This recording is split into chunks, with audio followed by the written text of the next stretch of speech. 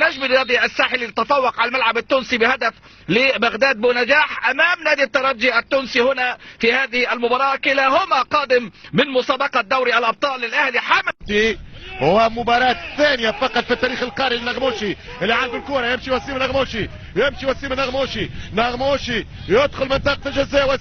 وسيم النغموشي يسدد الكرة ترتد من الدفاع المصراوي. النادي الاهلي حامل كل الارقام القياسية في المسابقات الافريقية، 8 مرات شامبيونز ليج، 4 مرات كاس كؤوس، ومره بطل الكونفدراليه، حامل اللقب. يمشي كره خطيره على الترجي. عبد الله السعيد، كره من عمرو جمال يشوط، هو كره كورنر او ضربه مرمى للترجي التونسي. كره اولى للنغموشي تعقبها كره السعيد الى عمرو جمال اللي سبق وسجل في مرمى الترجي بالوان الدراويش الاسماعيلي في دوري ابطال العموم للترجي في الميركاتو الشتوي. نتصور اللاعب يدوك هذا الموسم سينفجر كرويا وستكون سنة النيجيري.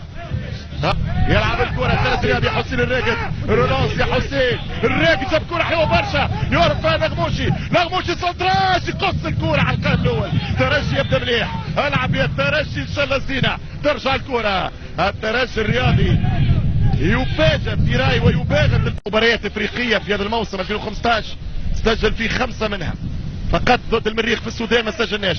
نفس الشيء الاهلي سجل في كل مبارياته باستثناء ماتش. رد بالك يا دربالي صنعي كرة لحسام غالي، يمشي حسام غالي يلعب كرة طويلة بتجربة فاينورد روتردام في الاحتراف في هولندا، خطيرة جدا. اول كرة عبد الله السعيد وبن شريفية اوف سايد. اول خطورة للاهلي، اول فرصة للفريق الاحمر. ترجي يلعب في الاسكندرية ضد الاتحاد السكندري، العب في القاهرة ضد الثالوث العاصمي الآت اللي هو مصطفى رياض. بينما ترجع الكرة لعبد الله السعيد، خطيرة يسدد برافو الدفاع. حذاري رد بالك. ترجع الكرة لماكينة الاهلي، يمشي عن طريق الرواق. تريزيجيه وسع كرة واول فرصة خطيرة من عمرو جمال. حذاري من الغزال، مش ممكن حطه في ظهرك مش يسبقك بهذه الطريقة يا العربي. شوف الكرة وسط الميدان، سيكون الصراع فيه مؤثر عن جيش المباراة. ترجع الكرة لفريق النادي الاهلي، كرة طويلة، ترجي يلزم يلعب كرة طويلة ما خطيرة والتسديد.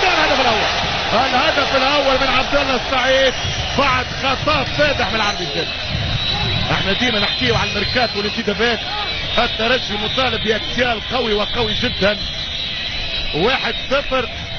ثم تنبيه اول رصيد عمرو جمال يعاود يغلط العربي جابر، والمره هذه عبد الله السعيد ما يسمحش، هو يستسهل على يمين بن شريفية الهدف الاول للنادي الاهلي. شوف الكره الطويله، شوف التعامل السيء مع الكره مع عربي جابر، حطوا في ظهره خبره كبيره ومهارات عاليه عبد الله السعيد، هو يسدد على يمين المعز. الهدف الاول للنادي الاهلي. 1-0 لفريق الاهلي المصري، 1-0 في مرمى معز. في وقت الحديث عنه النادي الاهلي يتفوق تاريخيا على الانديه التونسيه بوضوح، اكثر من لقب كان على حساب انديتنا. 2005 الشامبيونز ليج على ليتوال، 2006 على الصفاقسي، 2012 ترجع كرة خطيرة وفرصة الهدف الثاني عن طريق رقم 19 صاحب الهدف الاول، كان قريب من الثنائي عبد الله السعيد. مهارة كبيرة وفنيات عالية، يعدي حسين الراقد. شوف فماش لاكس، شوف متاخر لاكس فماش، تلمح معايا يلمس متر البجاوي. اين جابر اين اليعقوبي؟ شوف المراوغة، شوف اليعقوبي خرج من اللعبة بالباس اليوم في السويس. كرة ممتازة حلوة للترجي الرياضي، يمشي بالكرة لبجاوي يعدي كرة يدوك، يدخل صامويل يدوك، يهرب صامويل يدوك، كان ممكن يتعادل. كرة خطيرة جدا من النيجيري صامويل يدوك. أول كرة مركزة وأول هجمة منظمة وأول كرة فنيا عالية من الترجي الرياضي.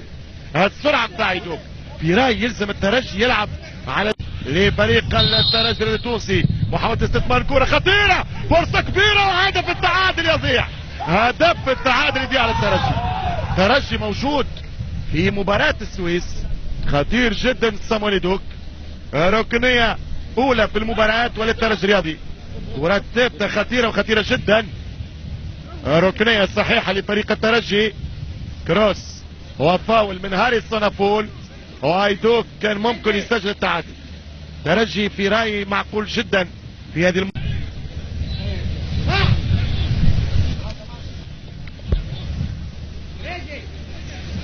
اول مباراة للترجي في دوري مجموعات تاريخيا في الكؤوس الافريقية في الشامبيونز ليج عام 99 21 وود 3-0 على سيك ميموزا في المنزه. الترجي 1-0 للاهلي المستضيف. تمشي كورة كانت قريبة شوية من ادريس المحيسي.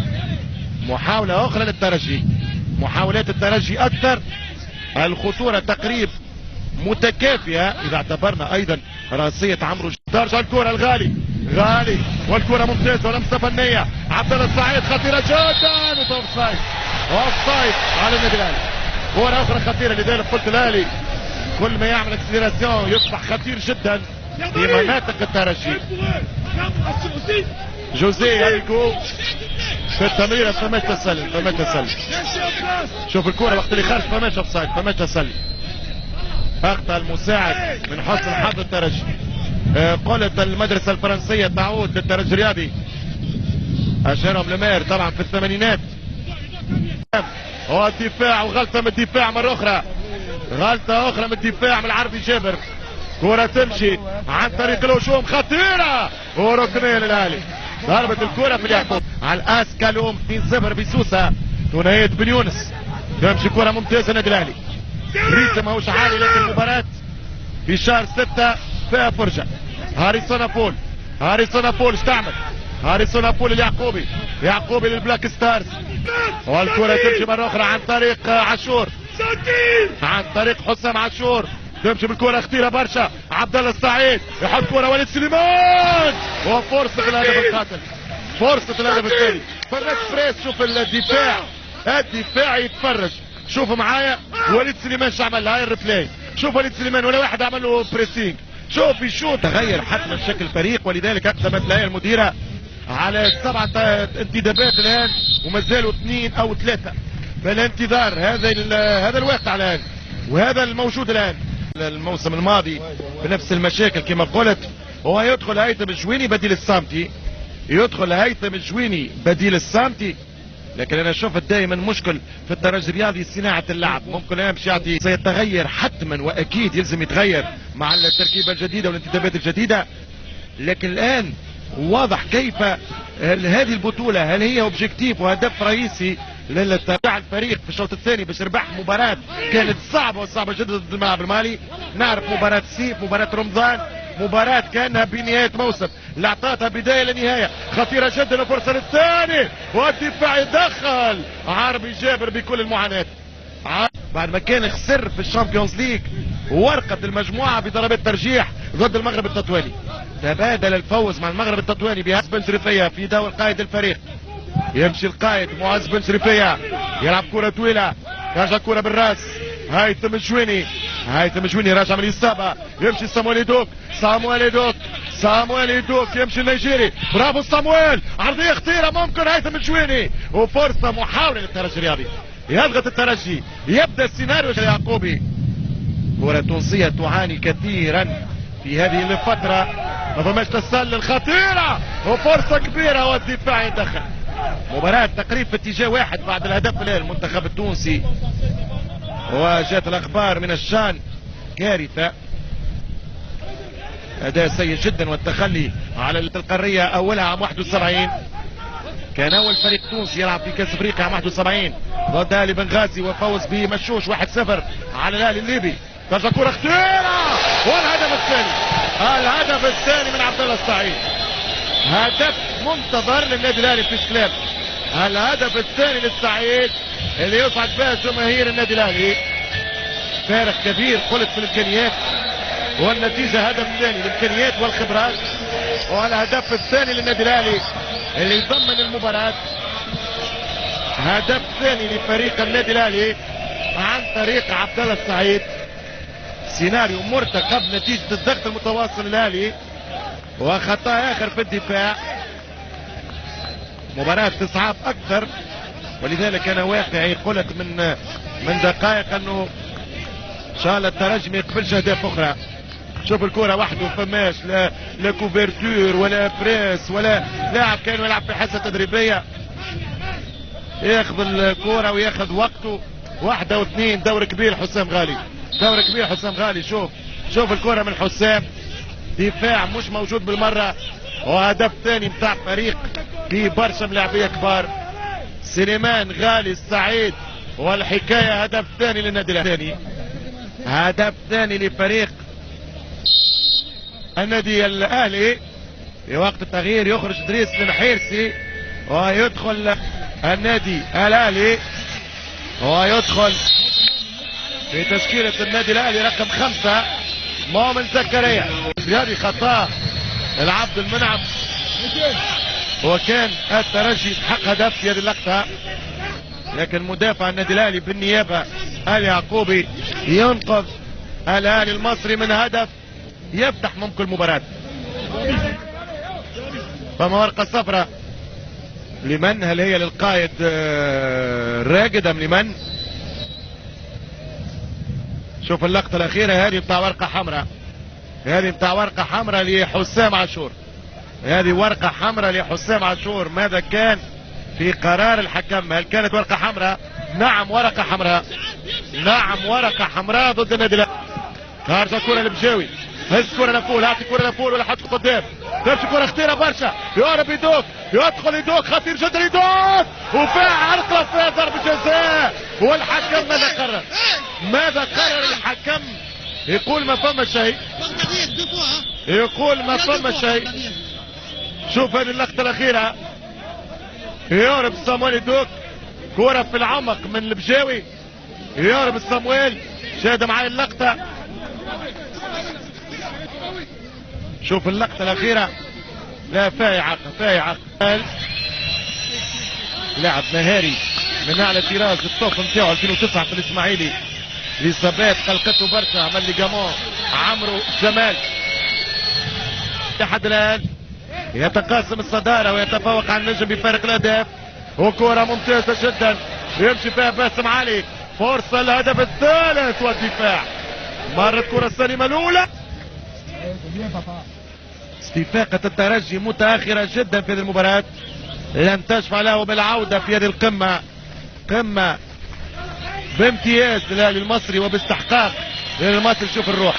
شوف الروح بتاع حسام غالي. حقيقة شابوه حسام غالي. اللاعب في رصيده 9 انهم لعبوا 2012 والبطولة مش شغالة. النادي الاهلي يبقى الاهلي وفرصة الهدف الثالث والهدف الثالث، ولكن معز بن شريفية ينقذ الترجي والهدف الثالث لعبد الظاهر. يرجع بالكرة مرة اخرى النادي الاهلي. ترجع الكرة مرة اخرى 90 دقيقة نستعجل نهاية المباراة. كرة خطيرة والحارس ورا يضيعها.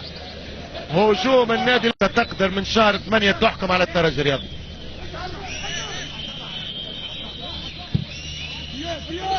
ممكن حسب اليوم الاول المنافسة في هذه البطولة شرسة جدا بين زوز مصارة والنجم. خطيرة جدا. الهدف الثالث والهدف الثالث يتكرر السيناريو عام 2007. هدف ثالث لمؤمن زكريا. هدف ثالث لمؤمن زكريا. كان ممكن توفى 2-1 للأهلي تصبح 3-0. نتيجة كبيرة برشا. فرصة الهدف الثالث لفما ريارات لفما كسيان. شوف الهدف الثالث مؤمن زكريا بكل سهولة عن طريق عبد الظاهر.